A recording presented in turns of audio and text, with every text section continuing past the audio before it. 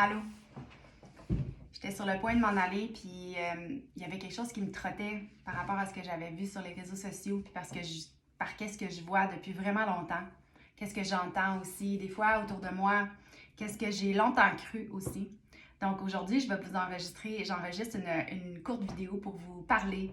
Ça va être une série de capsules qui va s'appeler les 4 vérités.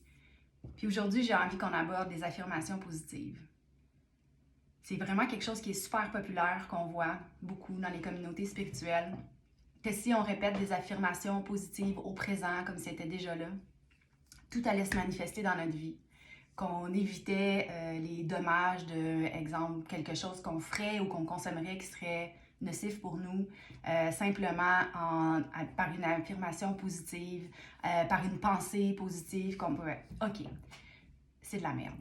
Pour vrai, je pense que ça ne veut pas dire que ça ne peut pas faire partie d'un processus. Ça ne veut pas dire que certaines personnes ont la capacité de le faire puis que ça se matérialise réellement. Mais je crois que si on parle à la majorité des gens ici, dans le processus où est-ce qu'on est avec notre état de conscience actuel, il faut que ça passe par la matière. Il faut que ça passe par le physique parce qu'on est encore dans cet espace-là le plus souvent dans le monde matériel. OK, je vais m'expliquer parce que là, je m'emballe, je suis vraiment contente de vous parler de ça. Ça suffit pas d'avoir une pensée, OK, je vais trouver l'emploi de mes rêves, de le penser, de le dire au présent, par exemple. Souvent, ce qu'on dit, c'est ça, le faire comme si c'était là. Je trouve l'emploi de mes rêves, mais qu'on continue de vivre notre vie, à se répéter ça chaque matin, mais rien faire. Rien, ne pas passer à l'action. Ça, c'est vraiment un comportement de déresponsabilisation puis de pilule miracle. Je trouve que c'est la même chose que quand on est malade, on prend une pilule pour supprimer la douleur, puis on passe à autre chose, puis on continue notre journée. Ou on veut qu'est-ce qui va vite nous apaiser, ou on veut la voie rapide. On ne veut pas faire l'effort, on ne veut pas entrer en action, on ne veut pas changer. Puis j'ai beaucoup de compassion pour moi dans certaines parties de ma vie où ce que je veux pas changer. Puis pour vous dans certaines parties de votre vie où vous voulez pas changer parce que c'est une peur en fait, puis c'est un manque de courage puis un manque de foi.